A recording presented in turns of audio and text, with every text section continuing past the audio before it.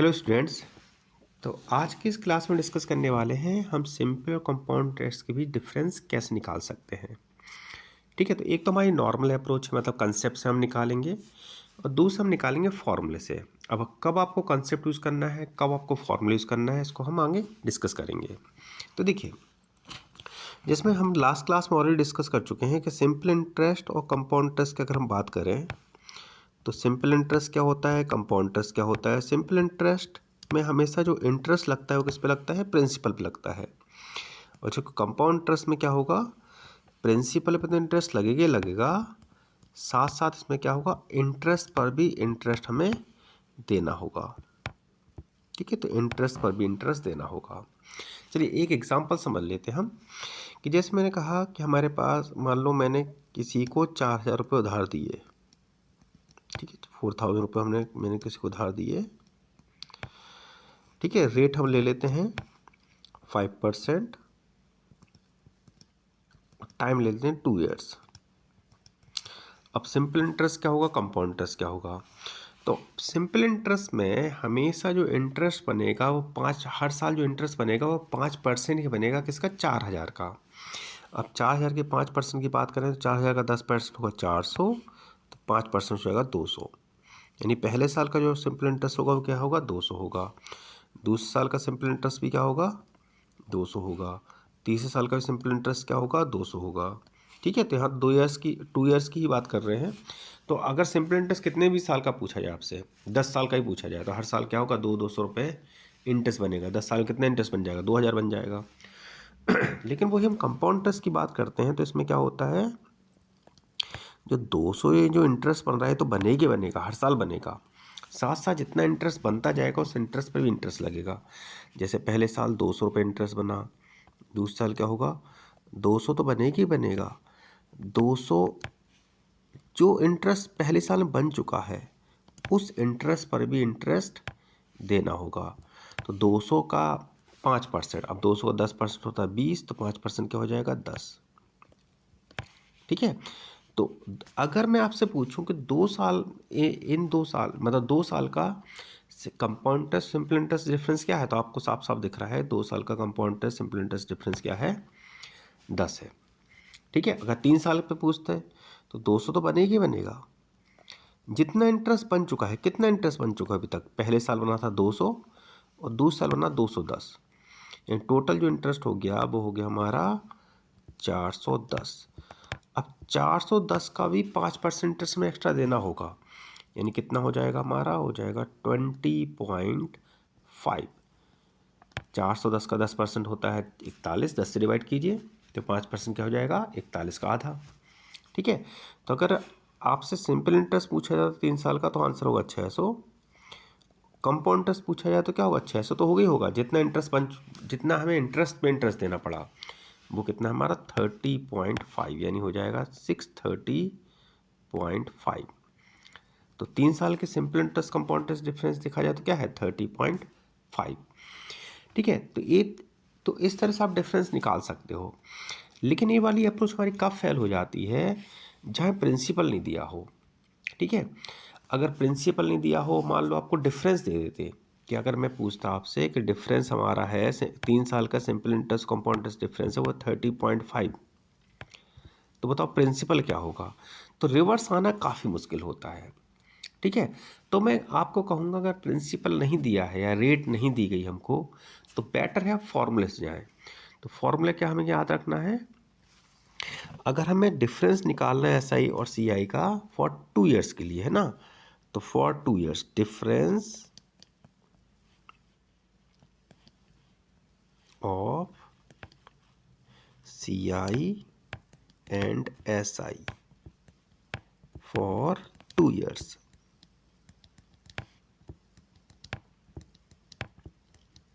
इसके लिए आपको एक फॉर्मूला याद रखना है। अगर हम 2 साल की बात करें 2 ईयर्स की, तो इसके लिए वो फॉर्मूला आप याद रखेंगे, PR²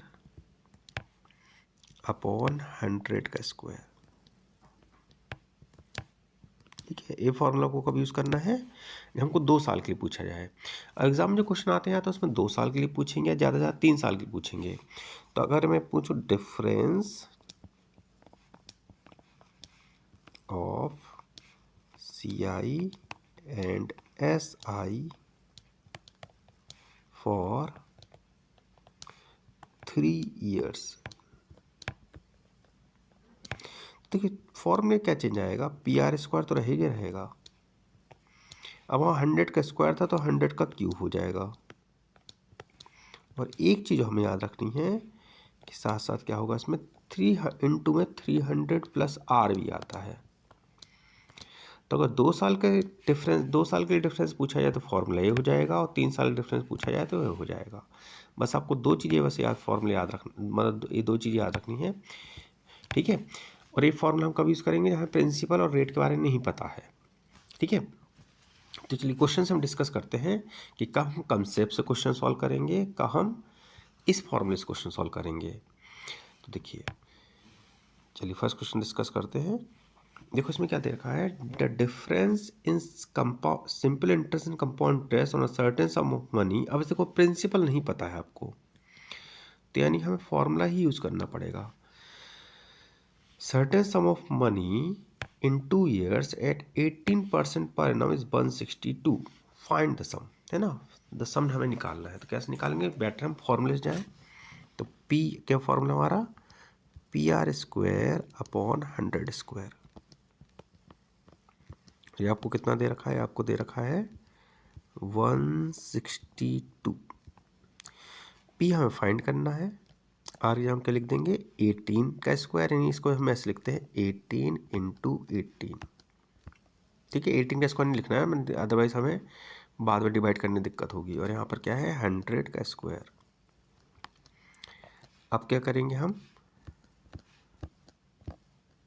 अब 18 से हम 162 को रिड्यूस करेंगे, तो 18 9 जा 162 होता है, और 9 2 जा 18 होता है। तो क्या बचा हमारे पास, यहाँ से बचा p इंटू 2 आप, और 100 का स्क्वायर, 100 का स्क्वायर क्या होता है 10,000 इज इक्वल टू क्या बचा 1। इसको आप रिड्यूस करेंगे तो यहाँ आ जाएगा 5,000, 2 से रिड्यूस कर दिया, यानी प्रिंसिपल इक्वल टू क्या हो जाएगा 5,000 हो जाएगा। तो प्रिंसिपल हो जाएगा हमारा 5,000। तो आंसर क्या हो जाएगा इस क्वेश्चन का, इस क्वेश्चन का आंसर होगा 5,000, ठीक है। चलिए नेक्स्ट क्वेश्चन पे आते हैं, क्वेश्चन नंबर मतलब एक क्वेश्चन सेकंड क्वेश्चन पे आते हैं हम। देखो इसमें क्या दे रखा है, the compound interest on a certain sum of money for 2 years is 208 and simple interest for the same time at the same rate is 200। तो ना तो यहाँ पी पता है ना आर पता है, लेकिन आपको 2 साल का सिंपल इंटरेस्ट भी दे रखा है, 2 साल का आपको कंपाउंड इंटरेस्ट भी दे रखा है। अब यहाँ फॉर्मूला फेल हो जाएगा। फॉर्मूला क्यों फेल हो जाएगा, कि आपको पता है P R square upon 100 square. अब डिफरेंस तो आपको दिख रहा है, डिफरेंस आपको दिख रहा है कितना है डिफरेंस, तो कंपाउंड इंटरेस्ट 208 है और सिंपल इंटरेस्ट 200 है, 8 का डिफरेंस है। लेकिन बाकी पी भी वेरिएबल हो गया, पी के बारे में आपको नहीं पता है, ना ही आपको आर के बारे में पता है, यानी यहाँ पर फॉर्मूला हमारा हो गया फेल। तो अब कैसे करेंगे, तब कंसेप्ट से करेंगे। देखो मैंने क्या बताया, सिंपल इंटरेस्ट में जो हमारा पैसा बढ़ता है वो कांस्टेंट रेट से बढ़ता है, यानी 200 है 2 साल में, तो पहले साल का भी 100 होगा और दूसरे साल का भी 100 होगा। कंपाउंड इंटरेस्ट कैसे चलेगा, ये तो हो गया सिंपल इंटरेस्ट। सिंपल इंटरेस्ट, अगर मैं कंपाउंड इंटरेस्ट की बात करूं तो कंपाउंड इंटरेस्ट में क्या हो, कैसे बढ़ेगा पैसा, देखो पहले साल तो 100 ही बढ़ेगा, दूसरे साल बढ़ा है 108, क्योंकि इंटरेस्ट पे इंटरेस्ट लगा होगा, यानी 100 रुपये पे हमको 8 रुपये इंटरेस्ट देना पड़ रहा है। इसका मतलब क्या है कि यहाँ पे जो रेट ऑफ इंटरेस्ट, अब 100 का 8 कितना परसेंट है, 8% ही है ना। तो यहाँ पर जो रेट ऑफ इंटरेस्ट है वो हमें पता चल गई क्या है 8%, और रेट ऑफ इंटरेस्ट हमसे पूछा जा रहा, तो आंसर क्या हो जाएगा हमारा 8%। तो नेक्स्ट क्वेश्चन पे आते हैं। देखो इसमें क्या दे रखा है, the simple interest on a certain some for 3 years is ₹225। अब देखो सिंपल इंटरेस्ट आपको दे रखा है कंपाउंड, और आपको कंपाउंड इंटरेस्ट दे रखा है 2, and the compound interest on the same sum for 2 years is 165। अब देखो फिर इसमें वही कंसेप्ट क्वेश्चन सॉल्व करेंगे। तो सिंपल इंटरेस्ट 3 साल का कितना है 225। अब 225 कैसे होगा, पहले साल के 75 होगा, क्योंकि कॉन्स्टेंट रेट से पैसा बढ़ता है, तो पहले साल के 75 होगा, इस सिंपल इंटरेस्ट की बात कर रहे हैं हम। दूसरे साल का 75 होगा और तीसरे साल का 75 होगा। कंपाउंड इंटरेस्ट कैसे चलेगा? पहले साल का तो 75 ही होगा, पहले साल का तो 75 ही होगा। दूसरे साल क्या होगा? 75 तो बनेगी ही बनेगा, साथ साथ इंटरेस्ट पे भी इंटरेस्ट लगेगा। तो हमको कंपाउंड इंटरेस्ट दे रखा है 165, यानी कितना इंटरेस्ट लगा है? 15 रुपये एक्स्ट्रा इंटरेस्ट बना है। अब 15 रुपये एक्स्ट्रा इंटरेस्ट क्यों बना है? क्योंकि 75 पे इंटरेस्ट लगा है। तो 15 75 का कितना परसेंट है? वही हमारी रेट ऑफ इंटरेस्ट हो जाएगी। तो 15/75। अब 15 75 कितना परसेंट कैसे निकालोगे? एक्स वाई का कितना परसेंट कैसे निकालते हैं? x/y into 100। तो 15/75 कितना परसेंट है? तो 15/75 इंटू 100।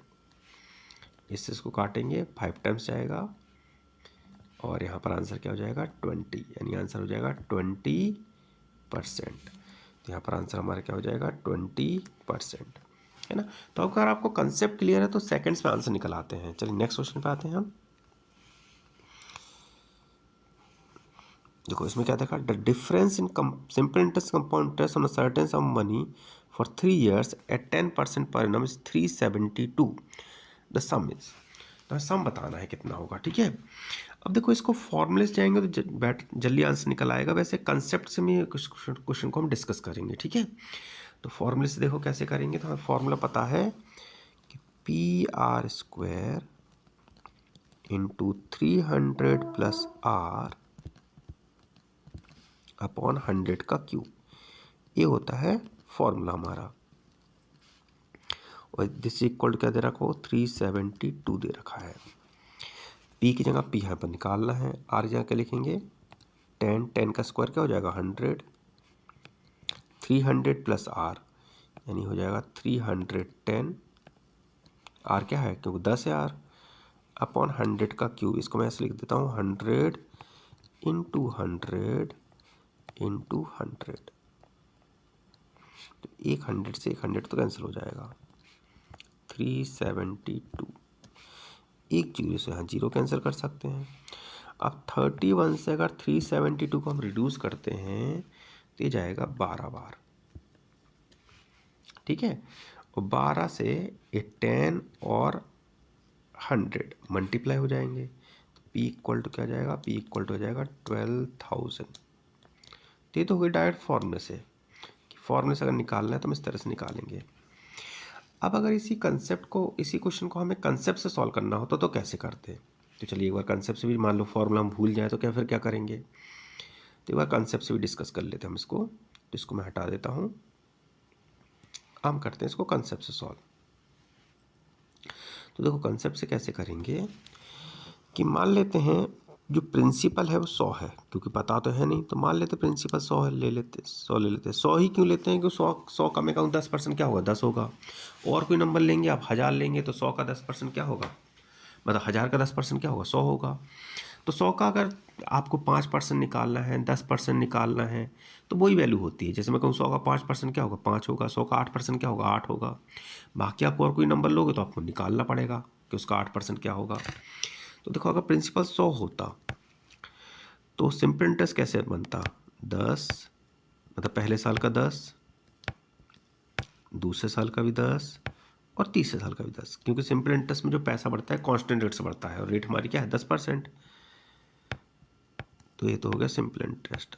अब अब हम बात करते हैं कंपाउंड इंटरेस्ट की। अब कंपाउंड इंटरेस्ट हमारा देखो कैसे चलेगा। पहले साल का 10, दूसरे साल का 10 तो बनेगा, जितना बन चुका है उस पर भी इंटरेस्ट लगेगा। और 10 का 10% क्या होता है? 1। तो यहाँ पर एक मतलब इंटरेस्ट, मतलब 1 रुपये एक्स्ट्रा बन गया इंटरेस्ट। अब कितना इंटरेस्ट बन चुका हमारा? 21 रुपये इंटरेस्ट बन चुका है। अगले साल क्या होगा? 10 तो बनेगा, जितना इंटरेस्ट बन चुका है उस पर भी इंटरेस्ट लगेगा। अब 21 का अगर मैं पूछूं आपसे कि 10% क्या होगा? 2.1। यानी अगर 100 रुपये प्रिंसिपल होता तो हमको 3.1 एक्स्ट्रा अमाउंट देना पड़ता। 3.1 एक्स्ट्रा अमाउंट देना पड़ता हमको 100 रुपये प्रिंसिपल पर। मतलब हमको जो एज अ कंपाउंड इंटरेस्ट कितना रुपये एक्स्ट्रा देना पड़ रहा है? 3.1, ठीक है। जबकि अब यूनिटरी मेथड लगाएंगे हम इसमें। 3.1 इंटरेस्ट में एक्स्ट्रा देना होता, मतलब एक्स्ट्रा इंटरेस्ट मिलता है कंपाउंड इंटरेस्ट में अगर प्रिंसिपल 100 होता, लेकिन मिल कितना रहा है? 372। तो क्या करना है, यूनिटरी मेथड लगाइए यहाँ पर। 100 को मतलब 3.1 को मैंने रिप्लेस कर दिया है 372 से, तो 372 जाएगा इनटू में, अपॉन में आएगा 3.1। ठीक है, डेसिमल ख़त्म कर सकते हैं, 0 लगा दीजिए, डेसिमल ख़त्म हो जाएगा। और अगर इसको हम 31 से अगर 372 को रिड्यूस करते हैं तो ये जाएगा 120 बार, आप रिड्यूस करके दे सकते हैं। और 120 को हम 100 से मल्टीप्लाई करेंगे तो क्या आएगा, ये आएगा 12,000। तो कंसेप्ट से इस तरह सॉल्व कर सकते हैं, लेकिन मैं कहूँगा उसमें बेटर है आपको फॉर्मूला याद रहता तो जल्दी आंसर आएगा हमारा। ठीक है, चलिए नेक्स्ट क्वेश्चन पे आते हैं। देखो इसमें क्या दे रखा है, the difference in simple interest and compound interest on a certain sum of money for 3 years at 20% per annum is 640। अब इसको आप फॉर्मूले से कर सकते हैं, कंसेप्ट से भी कर सकते हैं, सम से पूछा गया है तो मैं तो आपको एडवाइस दूंगा अगर फॉर्मूले याद हो फॉर्मूले से करिए। तो पी यहाँ पर क्या है, निकालना है, क्या फॉर्मूला हमारा, PR² into 300 plus R upon 100 का क्यूब, दिस इक्वल टू दे रखा है आपको 640 के। अब वैल्यू पुट कर दीजिए, तो R² इन 20 इंटू 20, मैं 400 लिख के इसको ऐसे लिख दे रहा हूँ। यहाँ पर क्या हो जाएगा, 300 प्लस R एन 300 प्लस 20 ये 320, और 100 का क्यूब यानी 100 इंटू 100 इंटू 100 इज इक्वल कितना 640। जो कैंसिल हो सकता है कैंसिल कर दीजिए, जैसे 2 जीरो से 100 कैंसिल हो गया। और क्या कैंसिल कर सकते हैं हम, 1 जीरो से यहाँ 1 जीरो कैंसिल कर दिया। 32 2 जा 64 होता है, तो यहाँ 20 बचेगा। ठीक है, 2 2 जा 4, 4 से हम 20 को रिड्यूस करते हैं तो क्या आएगा, 5 आ जाएगा। तो अब यहाँ पर क्या है, 10 है, 100 है, और यहाँ पर 5 बचा है। तो P upon 1000 is equal to 5। तो प्रिंसिपल क्या हो जाएगा, प्रिंसिपल हो जाएगा हमारा 5000। ठीक है, तो हमको ए ऑप्शन दे रखा है 5000, ए ऑप्शन टिक कर देंगे। ठीक है, चलिए नेक्स्ट पे आते हैं, क्वेश्चन नंबर, मतलब जो भी होगा, क्वेश्चन नंबर तो याद नहीं है मुझे क्योंकि नंबरिंग हमारी ठीक से नहीं डली हुई है। देखिए इसमें क्या दे रखा है, the simple interest on a sum of money for 2 years is 150 and compound interest on the same sum at the same rate 2 years for 2 years is 155। तो रेट परसेंट पूछा है, तो काफ़ी इजी क्वेश्चन है। सिंपल इंटरेस्ट 150 है, यानी कैसे interest बना होगा 2 साल में, पहले 75 फिर से 75, जबकि कंपाउंड इंटरेस्ट 155 है, तो फिर कैसे बना होगा, पहले साल तो 75 ही बनेगा, दूसरे 75 बनेगा, इंटरेस्ट पे भी इंटरेस्ट लगेगा, यानी कितना इंटरेस्ट लगा एक्स्ट्रा 5, यानी 75, ये जो 5 रुपये एक्स्ट्रा बना है किस पे बना है, 75 बना है। अब निकाल लीजिए 75 मतलब 5 75 कितना परसेंट है, तो एक्स वाई का कितना परसेंट कैसे निकालते हैं, एक्स अपॉन वाई इंटू 100, 5 75 कितना परसेंट कैसे निकालेंगे, 5 अपॉन 75 इंटू 100। अगर 5 से 75 रिड्यूस करता हूँ तो ये जाएगा 15 बार। ठीक है, तो यहाँ पर क्या आएगा, 100 अपॉन 15 रिड्यूस करें तो यहाँ पर आएगा हमारा 20 अपॉन 3, यानी आना चाहिए 6.67%। तो यहाँ पर ऐसा कोई ऑप्शन तो है नहीं, यानी ऑप्शन यहाँ पर हमें सही ऑप्शन नहीं दे रखे हैं क्योंकि हमारी कैलकुलेशन में तो कोई गलती हमें लग नहीं रही है ना। तो इसका आंसर 6.67 होना चाहिए। ऑप्शन यहाँ गलत टिक हो गए, मतलब गलत ऑप्शन यहाँ लिख लिए हैं। तो 6.67% ये हमारा आंसर होना चाहिए। बाकी कैलकुलेशन में तो कोई गलती है नहीं। ठीक है, चलिए आगे बढ़ते हैं। बस इसके बाद अब हम इतनी क्वेश्चन थे हमारे पास। तो अब अभी हमने अब हमने डिस्कस किया कि हम डिफरेंस कैसे निकाल सकते हैं। अब हमारा जो नेक्स्ट लेक्चर होगा उसमें हम कुछ इंस्टॉलमेंट बेस्ड प्रॉब्लम करेंगे। ठीक है,